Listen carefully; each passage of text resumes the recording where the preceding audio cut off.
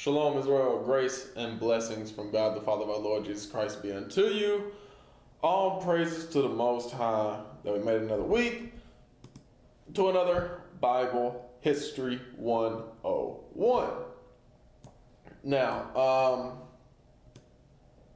all praise to the Most High. It's the end of the Feast of Tabernacles as well. We've been keeping that feast for the past week. So praise the Most High for that. All right. So, with that being said, we're just gonna jump right into it as soon as I verify and confirm that everything is going smoothly thus far. Everything is functioning properly. All right. Let's see.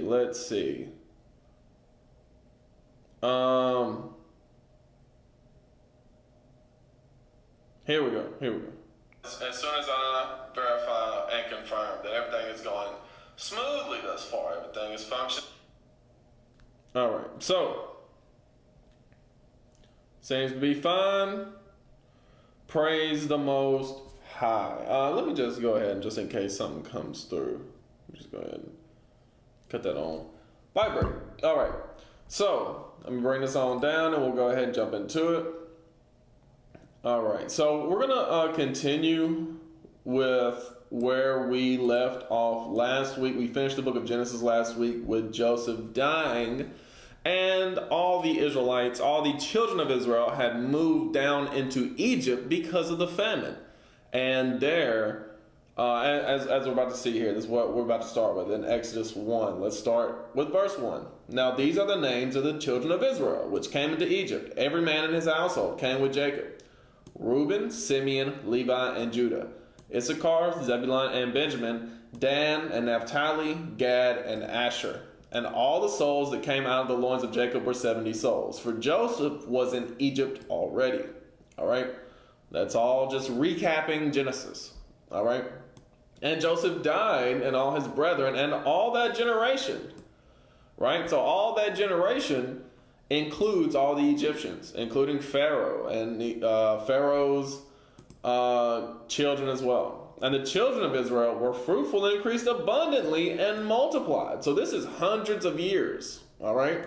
And waxed exceeding mighty, and the land was filled with them. Again, this was a family turning into a nation, all right? So this was over the course of a couple hundred years, a few hundred years. Now there arose up a new king over Egypt, which knew not Joseph. All right, so this new king, it is said that this new king actually represents the new kingdom, not just one pharaoh. All right, this is a new kingdom of Egyptians.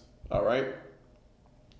So let's deal with that real quick about this new king over Egypt. So here we got the list of pharaohs, right?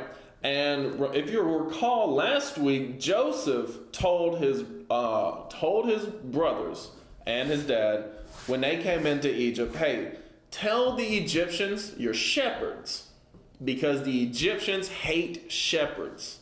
All right, why is that? Because the Hyksos were outsiders, were strangers who came into the land of Egypt, shepherd kings, and dominated them. That's the whole story of the Hyksos and their dynasties. All right, so that was the 15th, and as it says right here with the 16th dynasty consisted of lesser kings who were vassals of the Hyksos. Right, so the Hyksos actually ruled over Egypt in the 15th and 16th dynasties. All right. So Joseph was probably somewhere in the 17th dynasty. Now, I'm going to talk about these dates here in a minute, but these dates, let me just tell you, these dates are way off. All right.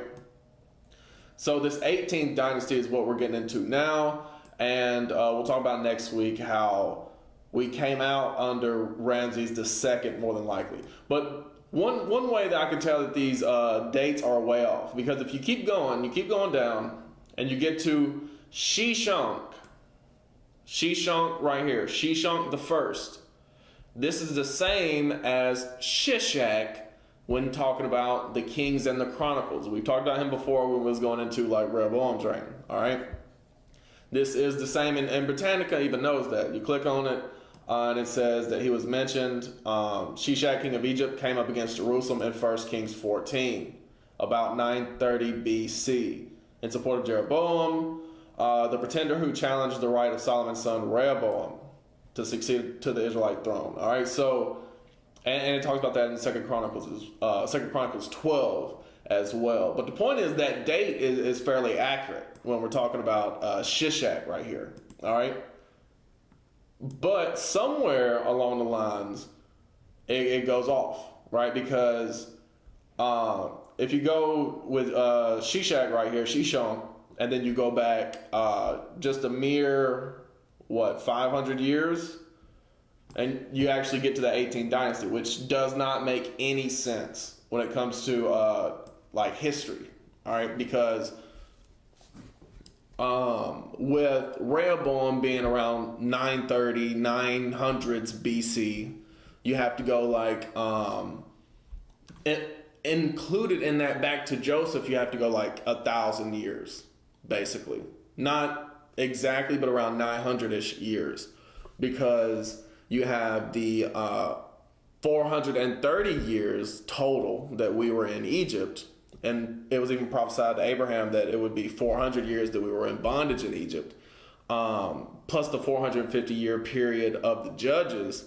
That's already not even counting the reigns of Saul and David, and the 40 years we were in the wilderness, and the what is more than likely 25 plus years that Joshua was doing his conquest of Canaan. So all that time again adds up to about 1,000 years. But here in Britannica, they straight up tell you, hey, we don't know the dates. Right? That's what all these question marks is about. Hey, we don't know the dates. We don't know all the kings. So it seems like to me that they're even missing some dynasties here that should be somewhere after the 19th, in between the 19th and 22nd that they have listed here. They're more than likely not just missing, incorrect dates and missing a couple pharaohs. They're probably missing entire dynasties that were just scrubbed from the Egyptian record. Because again, with Britannica, this is letting you know Esau's not very reliable because he don't know. He's just giving you question marks here. He's straight up telling you, we don't know this. And the Egyptians were unreliable as well. Because, they said their pharaohs were gods. They said that they were the creators of the sun and all this were descended from the sun and all this kind of stuff. So just a bunch of unreliable narrators here. That's why I don't trust these dates. Because, this 18th dynasty was probably, instead of saying right here from 1500s to the 1200s BC, it was probably more along the lines of, let's say 1800s to 1500s BC, maybe? No, even that's not far enough ago. Maybe the 1900s to the 1600s BC. That's how far ago it should be. But again, unreliable dates. But the new king is representative of the new kingdom. All right. So anyway, I just wanted to deal with that real quick. Just so people know, well, hey, you said this, but when we look up the dates, the dates are completely off. All right, as we just saw on Britannica, they don't know, and every source is like that. Britannica is the most trusted source when it comes to encyclopedic information, and even they said, look, we don't know the dates. All right, so Exodus 1, starting with 8. Now there rose up a new king over Egypt, which knew not Joseph. Right? They had forgotten the blessings that the Israelites had brought them. They started to view them as enemies instead of as friends and allies. And he said unto his people, behold, the people of the children of Israel are more and mightier than we. Come on, let us deal wisely with them, lest they multiply, and it come to pass that when there falleth out any war, they join also unto our enemies and fight against us, and so get them up out of the land. Right? So it said, let us deal wisely with them. Let's do think tanks. Let's have some crafty counsel. Let's figure out some secret plots to come against them with. All right? Therefore, they did set over them taskmasters to afflict them with their burdens. Right? They put them in captivity. All right, they put them to work. And they built for Pharaoh treasure cities, Pithom and Ramses. And again, this is said to be the Valley of the Kings. But the more they afflicted them, the more they multiplied and grew. And they were grieved because of the children of Israel. Right? So they tried to genocide them, but it didn't work. All right? They just multiplied and grew more and more. And the Egyptians made the children of Israel to serve with rigor, meaning hard bondage. And they made their lives bitter with hard bondage, in mortar and in brick, and in all manner of service in the field. All their service wherein they made them serve was with rigor, as in like whips on the back, shackles and chains around the hands and feet. Like that's the type of rigor that it's talking about. That's the type of bondage that it's talking about. Let's see. Oh yeah, I just wanted to point out that a lot of people say like all the pyramids in Egypt were built by slaves, and that's not the case at all. Maybe some, but a lot of those pyramids were there already. It was Pithom and Ramses mainly that was built up by the Israelites. And the king of Egypt spake to the Hebrew midwives, of which the name of the one was Shiphrah, and the name of the other Puah.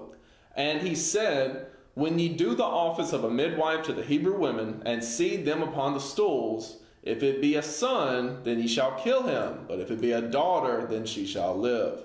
But the midwives feared God, and did not as the king of Egypt commanded them, but saved the men children alive. You see that right there? It's because the Egyptians understood that the man carries the seed, and that's how a people would become more populous, is through the men.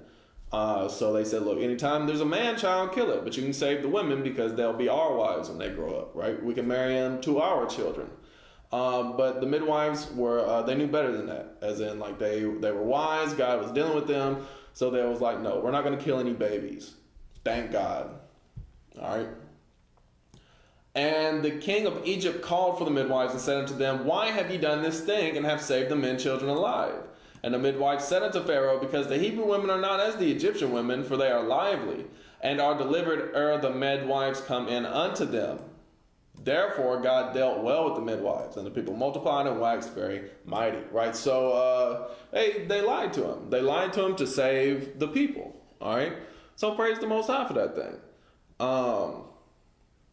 Yeah, I mean, it's not good to lie, but it's good to save people. So, I mean, hey, all praise to the Most High. But this same lie that they told the pharaohs, like, it went well into the, like, if you want to call it the modern era here in America when it comes to medicine. And even into the modern day where black women, when they are in the hospitals, they don't get as much treatment as other races of women because the doctors think, oh, well, they're black women, they'll be fine, right? They have babies like crazy, right? Like the midwives told Pharaoh here. But this was a lie to save the children, you know what I'm saying? But, you know, they still run with that today. Let's see, wax very mighty. Therefore God dealt well with the midwives, and the people multiplied and waxed very mighty. And it came to pass, because the midwives feared God, that he made them houses. Right? He blessed them for doing this, for saving the children. God blessed them. And Pharaoh charged all his people, saying, every son that is born ye shall cast into the river, and every daughter ye shall save alive. Right? These days they don't care. They want everybody to get abortions. They don't care if it's a man, or they don't care if it's a boy or a girl. They just want you to kill the baby. Pharaohs, they were like, look, don't let the seed progress, but you can save the girls. So in Exodus 2, verse 1, and there went a man out of the house of Levi, and took to wife a daughter of Levi. And the woman conceived and bare a son. And when she saw him that he was a goodly child, she hid him 3 months. And when she could no longer hide him, she took for him an ark of bulrushes, and daubed it with slime and with pitch, and put the child therein. And she laid it in the flags by the river's brink. And his sister stood afar off to wit what would be done to him. Right? So people, especially in like the animated movie, I think it is called The Prince of Egypt. They show Moses being put in this basket, and then they just send him upstream. right? And then the little girl chasing or whatever. But this is a plan that they had. This was a plan that they had. That's why the sister stood afar off to wit what would be done to him. The mom said, "Hey, look, I'm gonna take my baby, put him in this basket. You watch and make sure he's all right in the river. All right, we're gonna send him downstream. All right, downstream, not upstream. We're gonna send him downstream." And the daughter of Pharaoh came down to wash herself at the river, and her maidens walked along by the river's side. And when she saw the ark among the flags, she sent her maid to fetch it. And when she had opened it, she saw the child, and behold, the babe wept. And she had compassion on him and said, "This is one of the Hebrews' children." Then said his sister to Pharaoh's daughter, "Shall I go and call to thee a nurse of the Hebrew women, that she may nurse the child for thee?" You see that right there? So this Moses' sister, right, Miriam, as we find out she's named later, this wasn't just a random girl walking up to the Pharaoh's daughter, all right? They worked with Pharaoh's daughter, all right? Specifically Miriam here, but also, Moses' mother. And Pharaoh's daughter said to her, "Go," and the maid went and called the child's mother. And Pharaoh's daughter said unto her, "Take this child away and nurse it for me, and I will give thee thy wages." And the woman took the child and nursed it. You see it? So this was all a plan, and you read more about this in the book From Babylon to Timbuktu by Rudolph R. Windsor, and he kind of just lays all this out. This was all a plan devised by Moses' mom and his sister. All right, they said, "Look, I got a plan where we don't have to kill the baby. We can keep him alive by making, or rather persuading, or you could even say convincing Pharaoh's daughter to adopt him." All right, this was not, "Hey, I don't want to kill my baby, so we'll abandon him in the river." Like, that's not what this was. This was not by happenstance. This was not by chance. This is something well designed by Moses' family to make sure that he could live. All right. And the woman took the child and nursed it. And the child grew, and she brought him unto Pharaoh's daughter, and he became her son.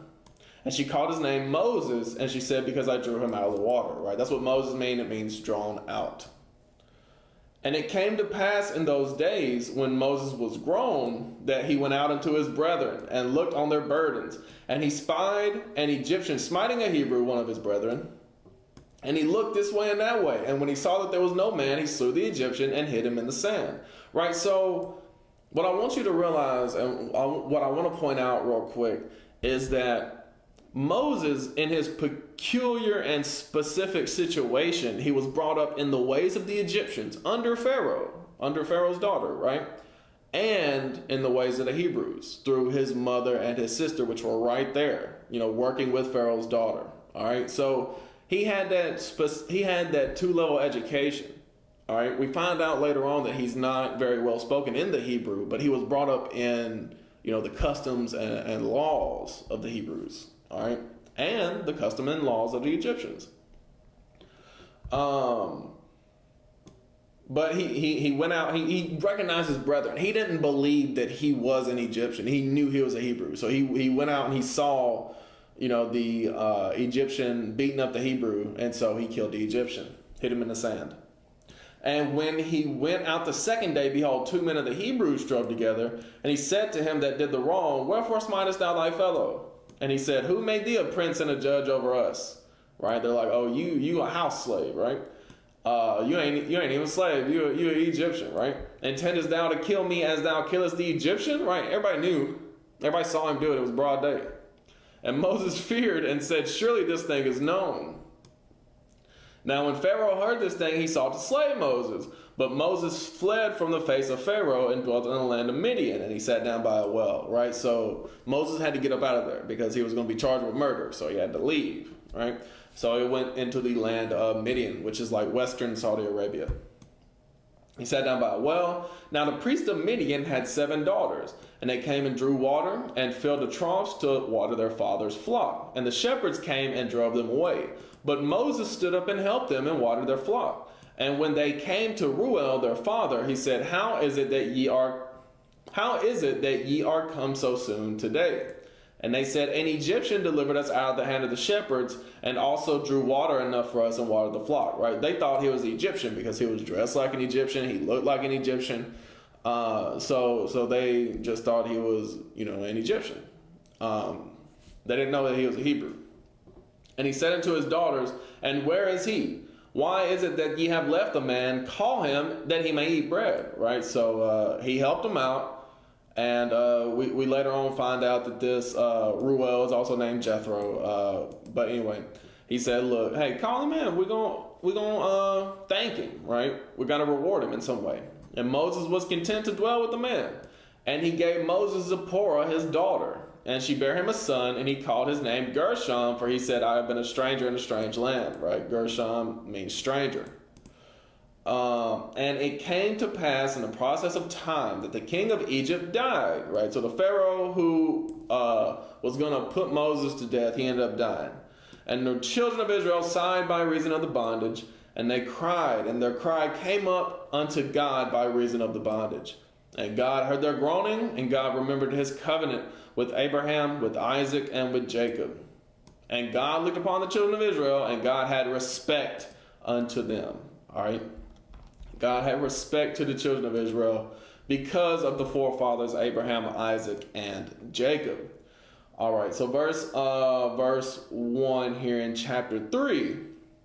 Now Moses kept the flock of Jethro, his father-in-law, the priest of Midian. And he led the flock to the backside of the desert, and came to the mountain of God, even to Horeb. And the angel of the Lord appeared unto him in a flame of fire out of the midst of a bush. And he looked, and behold, the angel burned with fire, and and behold, the bush burned with fire, and the bush was not consumed. All right, so the angel of the Lord appeared in its brightness. All right, so the bush did not burn because it wasn't literally on fire. All right, it was just burning bright, so to speak. Horeb is the same as Sinai, though. Horeb is the same as Sinai. And Moses said, I will now turn aside and see this great sight while the bush is not burnt. And when the Lord saw that he had turned aside to see, God called unto him out of the midst of the bush and said, Moses, Moses. And he said, Here am I. And he said, Draw not nigh hither. Put off thy shoes from off thy feet, for the place whereon thou standest is holy ground. Moreover, he said, I am the God of thy father, the God of Abraham, the God of Isaac, and the God of Jacob. And Moses hid his face, for he was afraid to look upon God. Right? He had a fear of God. He knows that if God's paying you a visit, it's probably not going to end well for you. Right? Because, the whole saying about the angel of death and all that kind of stuff. If an angel shows up, it's bad news, right? Moses had heard the stories of when the angel showed up in Sodom and Gomorrah and destroyed the whole city. So he's like, hey, look, I ain't trying to look. I'm trying to tremble. And the Lord said, I have surely seen the affliction of my people which are in Egypt, and I have heard their cry by reason of their taskmasters, for I know their sorrows. And I am come down to deliver them out of the hand of the Egyptians, and to bring them out of the land unto a good land and a large, unto a land flowing with milk and honey, unto the place of the Canaanites, and the Hittites, and the Amorites, and the Perizzites, and the Hivites, and the Jebusites. Now therefore, behold, the cry of the children of Israel is come unto me. Behold, the cry of the children of Israel is come unto me. And I have also seen the oppression wherewith the Egyptians oppress them. All right? The oppression wherewith the Egyptians oppress them. Come now therefore, and I will send thee unto Pharaoh, that thou mayest bring forth my people, the children of Israel, out of Egypt. And Moses said unto God, Who am I, that I should go unto Pharaoh, and that I should bring forth the children of Israel out of Egypt? And he said, Certainly I will be with thee, and this shall be a token unto thee, that I have sent thee. When thou hast brought forth the people out of Egypt, ye shall serve God upon this mountain. He said that right there. So he said, you're going to come back to Sinai, and you're going to serve me here. But notice about Moses. He grew up in Pharaoh's house, but he's still like, I ain't nobody. Why me? Also, there's a little bit of fear there too. I ain't gonna try to sugarcoat that. I'm not gonna try to, cover for Moses on that one. But it's also humility, and you read about that in Numbers 12, and we'll get to that when we start getting into the journeys in the wilderness. But yeah, the humility, the meekness of Moses, to say, who am I? Who am I to do this? He grew up as a prince, but he's still like, who am I to save the people? And Moses said unto God, behold, when I come unto the children of Israel, and shall say unto them, the God of your fathers has sent me unto you, and they shall say to me, what is his name? What shall I say unto them? Right? And he said, he knows the people. One thing about Moses, he knows the people. Oh, what's the name? Tell me you got the name. Yahweh, Yahuwah. What is it? Ahiah? You got the name. All right. Yeah. All right, but anyway. Verse 14. And God said unto Moses, I am that I am. And see, this is where some Israelites get Ahiah, Asher, Ahiah, because that's the literal Hebrew right here. But I am that I am is literally, I'm me. Like, why are you even asking about a name? I'm God. Like, what? And he said, thus shalt thou say unto the children of Israel, I am has sent me unto you, as in the only true and living God. Verse 15. And God said moreover unto Moses, thus shalt thou say unto the children of Israel, the Lord God of your fathers, the God of Abraham, the God of Isaac, and the God of Jacob, hath sent me unto you. This is my name forever, and this is my memorial unto all generations. So the Most High is just letting him know, like, hey, look, I'm the God of your fathers, the God of Abraham, the God of Isaac, the God of Jacob. Everybody will always call me that forever. Even if people may say Yah here, they may say Ahiah there, they may say God or Almighty or the Lord, I'm the God of Abraham, Isaac, and Jacob. That's my name. Like, why are you even worried about what to call me? No, I'm the God of your fathers. That's it. All right. That's a memorial to all generations. That chosen three, I guess if you want to say that, the chosen patriarchs, Abraham, Isaac, and Jacob. All right. Verse 16. Go and gather the elders of Israel together and say unto them, the Lord God of your fathers, the God of Abraham, of Isaac, and of Jacob, appeared unto me, saying, I have surely visited you and seen that which is done to you in Egypt. And I have said, I will bring you up out of the affliction of Egypt unto the land of the Canaanites and the Hittites and the Amorites and the Perizzites and the Hivites and the Jebusites, unto a land flowing with milk and honey, right? The promised land. And they shall hearken to thy voice. And thou shalt come, thou and the elders of Israel, unto the king of Egypt, and ye shall say unto him, the Lord God of the Hebrews had met with us, and now let us go, we beseech thee, 3 days' journey into the wilderness, that we may sacrifice to the Lord our God. And I am sure that the king of Egypt will not let you go. No, not by a mighty hand. And I will stretch out my hand and smite Egypt with all my wonders, which I shall do in the midst thereof. And after that he will let you go. And I will give this people favor in the sight of the Egyptians. And it shall come to pass that when ye go, ye shall not go empty. But every woman shall borrow of her neighbor, and of her that sojourneth in her house, jewels of silver and jewels of gold and raiment. And ye shall put them upon your sons and upon your daughters, and ye shall spoil the Egyptians. Right? So God's laying out his plan here.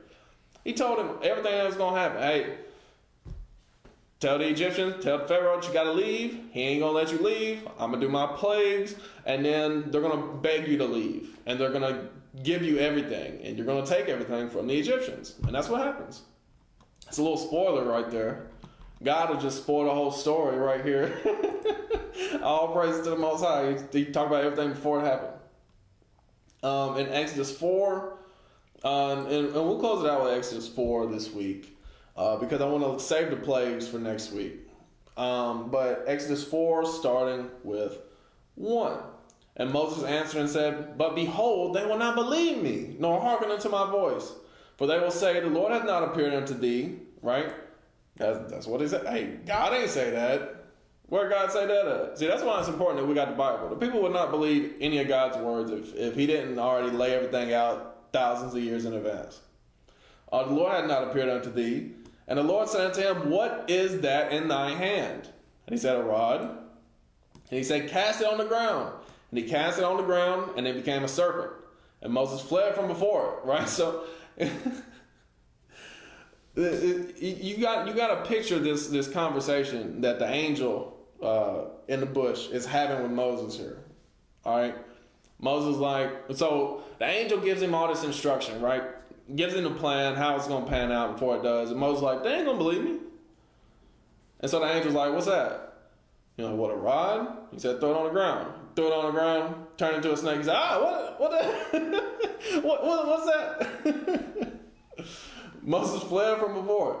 And the Lord said unto Moses, he didn't just back up like I did. He took off, right? And the Lord said unto Moses, put forth thy hand and take it by the tail. And he put forth his hand and caught it. And it became a rod in his hand, right? So he just caught it by the tail, boom. Now it's a rod again. Now it's a staff again. That they may believe that the Lord God of their fathers, the God of Abraham, the God of Isaac, and the God of Jacob have appeared unto thee, right? You can do miracles, Moses. You can do these miracles. You got spiritual power. I'm giving you the spiritual power to show the people the signs and the wonders so that they can believe. And the Lord said, and the Lord said furthermore unto him, put now thy hand in thy bosom.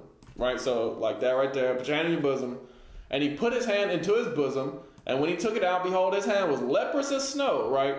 That lets you know Moses was not white, all right? He wasn't Charlton Heston, all right? He was a black dude, right? That's why he said, because it wouldn't be anything for me to put my hand in my bosom and come out white. I mean, he's already white, right? He had to be a different color, right? He had to be brown. He had to be black, right? And he took it out, and behold, his hand was white, right? And he said, put thy hand into thy bosom again, right? And he put it back in there. He put his hand, into his bosom again and plucked it out of his bosom. Behold, it was turned again as his other flesh, right? His other flesh must have been dark for this to make any sense. And it shall come to pass, if they will not believe thee, neither hearken to the voice of the first sign, that they will believe the voice of the latter sign, right? Because even if somebody could turn a staff into a snake, they would not be able to change the color of their skin like Moses would be able to do here. All right. And it shall come to pass, if they will not believe also these two signs, neither hearken unto thy voice, that thou shalt take of the water of the river and pour it upon the dry land, and the water which thou takest out of the river shall become blood upon the dry land. Right. And we see this happen on a massive scale in the first plague. And again, we'll talk about that next week. And Moses said unto the Lord, O my Lord, I am not eloquent, neither heretofore, nor since thou hast spoken unto thy servant, but I am slow of speech and of a slow tongue. Right? Some people say that Moses got a stutter. That's not what it's talking about here. Moses didn't really know Hebrew that well. He's going to speak to the Hebrews, but he ain't really know it like that. He wasn't fluent in Hebrew. All right? As he says right here, I am not eloquent. All right? So that doesn't mean you have a stutter just because you're not eloquent. He's well, I can't really speak well to the Hebrews, right? I know Egyptian, but I don't really know Hebrew that well. All right? And the Lord said unto him, who hath made man's mouth? Or who maketh the dumb or deaf or the seeing or the blind? Have not I the Lord? Right? So, he said, who made man's mouth? This shows you right here that Moses didn't even really have to say nothing right here as far as even if he didn't know Hebrew, he could go out there speaking Egyptian and the people would be able to hear him in Hebrew. We saw that in Acts 2. God can just do that. He can make your voice to sound in other languages if he wants to, right? When it goes into the people's ears. He can do whatever. All right. Have not I the Lord? Now therefore go, and I will be with thy mouth, and teach thee what thou shalt say. And he said, O my Lord, send, I pray thee, by the hand of him whom thou wilt send. Right? He said, send me a helper. And the anger of the Lord was kindled against Moses. And he said, is not Aaron the Levite thy brother? I know that he can speak well. He said, I know Aaron knows Hebrew. Isn't he your brother? This also lets you know that Moses knew his family, right? He didn't think that he was an Egyptian. He knew that he was a Hebrew, all right? And also, behold, he cometh forth to meet thee, and when he seeth thee, he will be glad in his heart. And thou shalt speak unto him and put words in his mouth, and I will be with thy mouth and with his mouth, and will teach you what he shall do. And he shall be thy spokesman unto the people, and he shall be... even he shall be to thee instead of a mouth, and thou shalt be to him instead of a God. And thou shalt take this rod in thy hand, wherewith thou shalt do signs. Right? So the Lord is getting frustrated with Moses here because the Lord is sending Moses on a mission.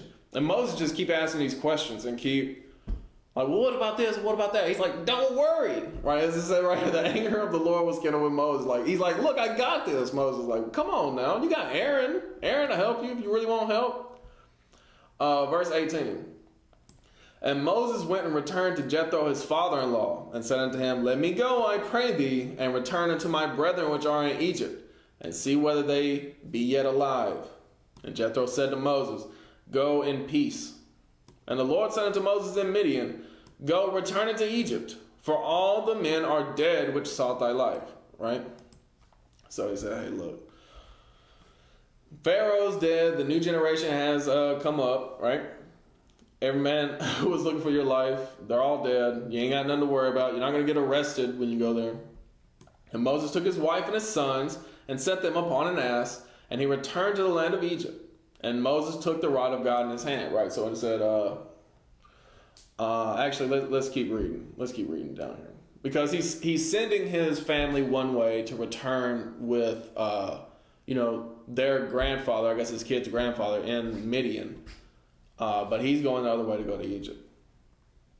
And the Lord said unto Moses, when thou goest to return into Egypt, see that thou do all these wonders before Pharaoh, which I have put in thy hand. But I will harden his heart, that he shall not let the people go. So again, God's telling you from the jump, hey, look, here's what you're going to tell him. I'm going to harden his heart so he says no. I'm going to do all my plagues on him until I get to the 10th one, the death of the firstborn, and then he'll let you go, right? And the Lord's name will be throughout the earth, right? The people will fear. Verse 21, I just read that. I will harden his heart, they will not let the people go. Thou shalt say unto Pharaoh, thus saith the Lord, Israel is my son, even my firstborn. And I say unto thee, let my son go, that he may serve me. And if thou refuse to let him go, behold, I will slay thy son, even thy firstborn. Right? So again, God had a plan from the beginning that he was going to end up killing the Egyptian firstborns. All right? He's the one who hardened Pharaoh's heart, so he wouldn't let the people go, so that all this could unfold the way that God had it planned to unfold. All right? Verse 24. And it came to pass by the way in the end that the Lord met him and sought to kill him. Right? The Lord met Moses and sought to kill him. Then Zipporah took a sharp stone and cut off the foreskin of her son and cast it at his feet and said, surely a bloody husband art thou to me. So he let him go. Then she said, a bloody husband thou art because of the circumcision. Right? So this lets you know that Moses neglected the duty of circumcising his son. All right? He was supposed to do it when he's 8 days old. That's what the covenant's saying. The covenant of circumcision. And because Moses didn't do that, God was going to kill him. Zipporah ended up saving the whole family. All right? So that's one thing Moses was not really, he wasn't father of the year. He was a meek and a humble man when it comes to everything that the Lord instructed him to do, but he wasn't a good father. It is what it is. He wasn't a good dad. At least not in this instance. Verse 27. And the Lord said to Aaron, go into the wilderness to meet Moses. And he went and met him in the mount of God and kissed him. And Moses told Aaron all the words of the Lord who had sent him and all the signs which he had commanded him. And Moses and Aaron went and gathered together all the elders of the children of Israel. And Aaron spake all the words which the Lord had spoken unto Moses, and did the signs in the sight of the people, and the people believed. And when they had heard the Lord had visited the children of Israel, and that he had looked upon their affliction, then they bowed their heads and worshipped. All right, so notice the people believed once they did the signs. All right, that's why Christ come with miracles, because he understands the people that they ain't going to believe unless they see something. All right, the people are visual learners.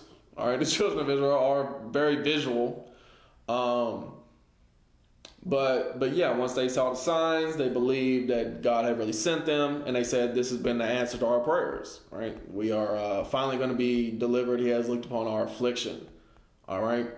So with that, I want y'all to understand that it's important to understand and to go through this history of Egypt specifically because America is spiritual Egypt. All right, it's spiritual Sodom and spiritual Egypt is what Revelation calls it. All right, so a lot of these same tactics, a lot of the same mentality is the same and it is here in America.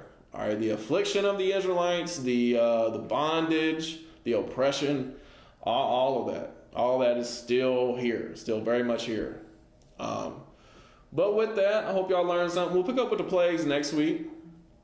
I'll try to get through all of them next week, all the way to the first Passover. And Lord's will, we might run a little long next week, but it is what it is. We'll get through the plagues next week. But with that, hope y'all learned something. This is the gospel, believe it or not. This is the gospel. So I will close it out with Matthew 26. This is the gospel because it's talking about the deliverance, the salvation of God's people. All right, so this is the gospel. In Matthew 26, starting with verse 6. Now when Jesus was in Bethany in the house of Simon the leper, there came unto him a woman having an alabaster box of very precious ointment, and poured it on his head as he sat at meat. But when his disciples saw it, they had indignation, saying, to what purpose is this waste? But his ointment might have been sold for much and given to the poor. When Jesus understood it, he said unto them, why trouble ye the woman? For she hath wrought a good work upon me. For ye have the poor always with you, but me ye have not always. For in that she hath poured this ointment on my body, she did it for my burial. Verily I say unto you, wheresoever this gospel shall be preached in the whole world, there shall also this that this woman hath done be told for a memorial of her. So all praise to the Most High for that sister. Similar to Shiphrah and Puah. All right? Without Shiphrah and Puah, that's why they're mentioned in Exodus chapter 1, there would not be a nation of Israel. There would not be any children of Israel. All right? If it was different midwives who were content with their position and status within Egypt, then there would be no children of Israel. So there are important sisters like that who come around, whose job is very crucial and very important, and they have mighty and wonderful works, like the sister right here that Christ told us to keep this memorial of whenever we preach the gospel. So with that, hope y'all learned something. I say shalom. Let God be magnified.